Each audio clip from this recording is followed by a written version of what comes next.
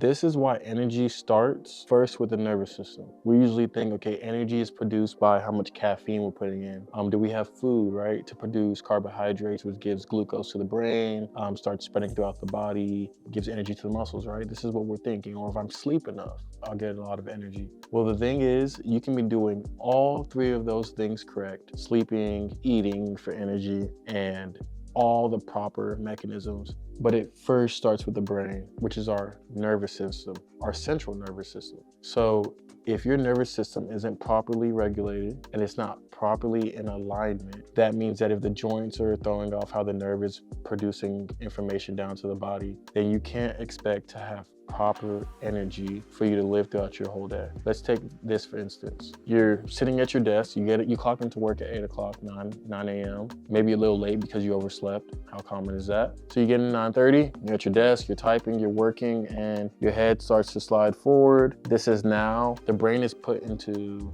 quite a few different lobes, right? You have the parietal lobes, the occipital lobe, and then you have the frontal lobe right here. And then you also have the temporal. Whenever your head starts to slide forward, it's inhibiting the frontal lobe or the frontal cortex, which is the most potent lobe in your brain, which has the most rich information to make sure that we're using all of our human instincts, how we perceive joy, how we're balancing, our posture is all coming from this area. If you're typing and it's all inhibiting this frontal cortex, then your brain has no other option but to operate from the temporal lobe. So at this point, you're no longer really getting the full function. And now by 3 p.m., you're chronically fatigued, you're tired, and you're like, oh my gosh, I'm so ready to go home. But the whole time you're shutting down your energy source. You can't produce efficient energy from this. But when you step here, your eyes are leveled with the horizon. Now your body's able to properly identify if there's a misalignment in the body. That's what could be causing the disturbance, the irritation, the inflammation,